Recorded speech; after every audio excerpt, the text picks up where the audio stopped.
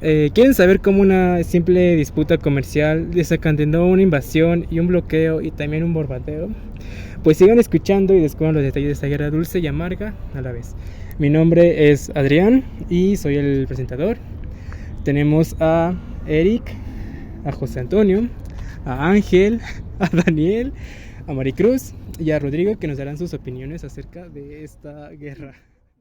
Para entender cómo llegamos a la situación, tenemos que remontarnos a los años posteriores de la independencia de México. En 1821, México era un país joven que acababa de librarse del dominio español.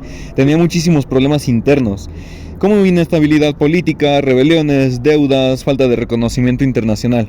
Por eso el gobierno mexicano buscó extraer inversiones extranjeras. Buscó hacer tratados internacionales y relaciones diplomáticas. Ante las naciones estaba Francia, principalmente las europeas eran las que buscaba. Francia era una de las potencias que había terminado de abrir rutas comerciales con otros países de América Latina, como por ejemplo Argentina y Uruguay. Estas no tuvieron mucho éxito. Francia puso sus ojos en México, donde empezaron a instalarse algunos empresarios y profesionales franceses. Lo que buscaban era dedicarse a la banca, el comercio, medicina, educación y gastronomía. El gobierno francés expresó su interés con tratados en México en el 1826. El presidente Guadalupe Victoria se unió con representantes de Francia para negociar una posible colaboración económica. Sin embargo, estas negociaciones no fueron fáciles, ya que Francia exigía condiciones ventajosas para sus ciudadanos, como libertad para comerciar al menudeo, expresión de impuestos, protección a sus propiedades, y además Francia quería que México reconociera la deuda que le debía a España, su aliada. Y quería que pagaran indemnización por daños que habían sufrido sus súbditos durante la Guerra de Independencia.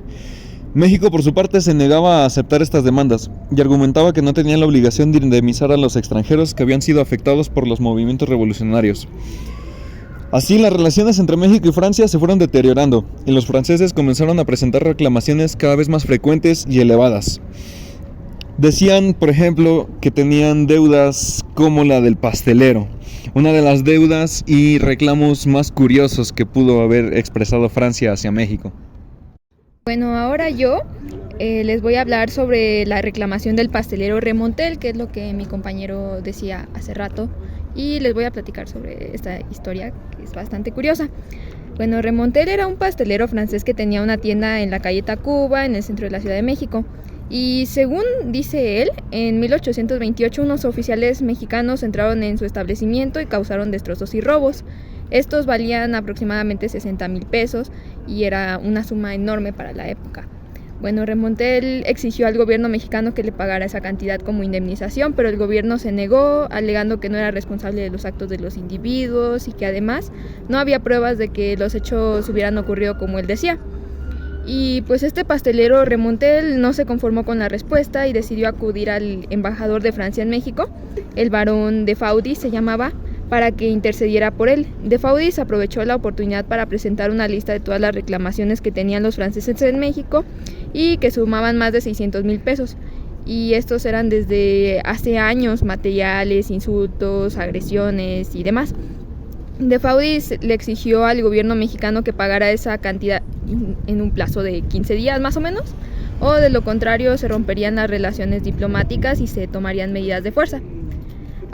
Y bueno, el gobierno mexicano encabezado por el presidente Anastasio Bustamante se sintió ofendido y amenazado por las exigencias de Faudis y se negó a pagar ninguna indemnización.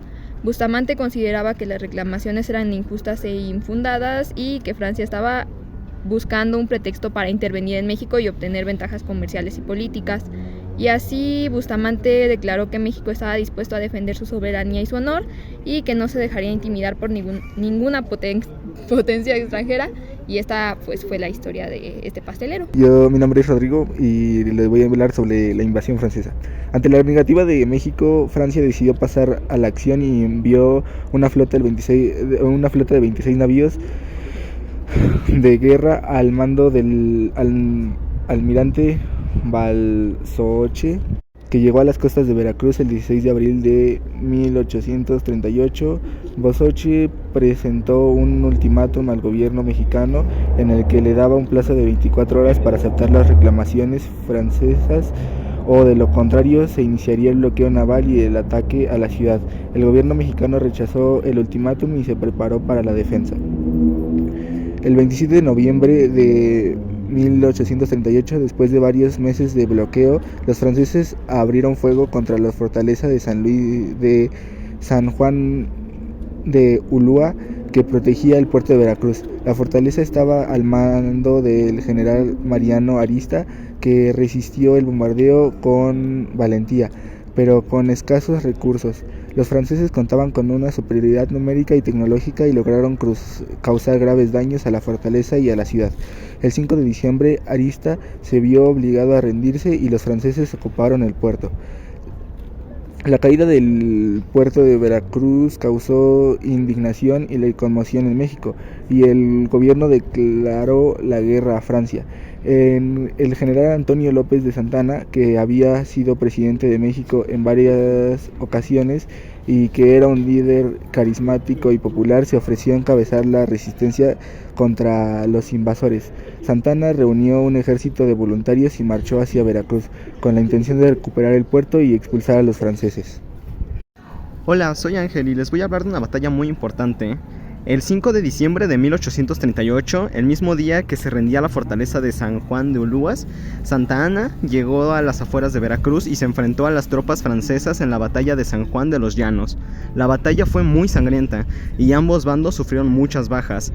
Santa Anna demostró su valor y su audacia y logró contener el avance de los franceses, pero también sufrió una grave herida en la pierna izquierda que tuvo que ser amputada.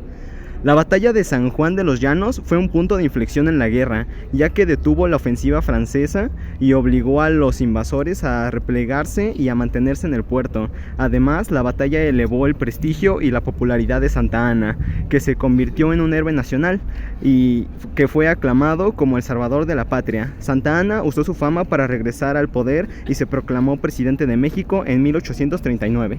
Soy Antonio y yo les iba a hablar sobre el Tratado de Paz, ya que después de la batalla de San Juan de Llanos, la guerra entró en una fase de estancamiento, ya que los franceses no podían avanzar más allá de Veracruz y los mexicanos no podían recuperar el puerto.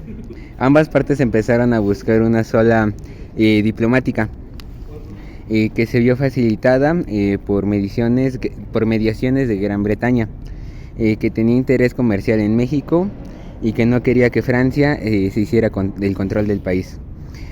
En marzo de 1839 se firmó en Veracruz el Tratado de Paz entre México y Francia y puso fin al conflicto.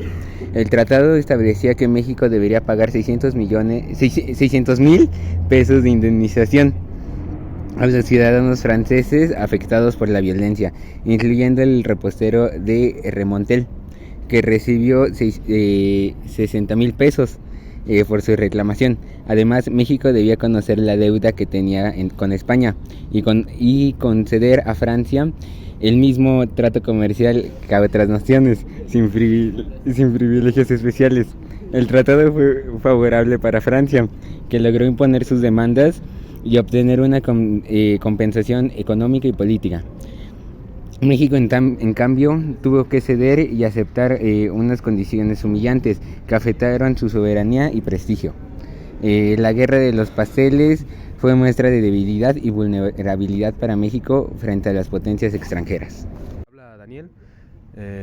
La Guerra de los Pasteles, como ya lo pudimos ver, fue un conflicto bélico entre México y Francia que se originó por la reclamación de un pastelero que exigía una indemnización por los daños causados por soldados mexicanos en su establecimiento. La guerra duró casi un año y se caracterizó por el bloqueo y el bombardeo de Veracruz por parte de los franceses y por ganar la resistencia heroica de los mexicanos, liderados por el general Santa Anna. La guerra terminó con un tratado de paz que favoreció a Francia y que dejó a México en una situación de desventaja y de humillación.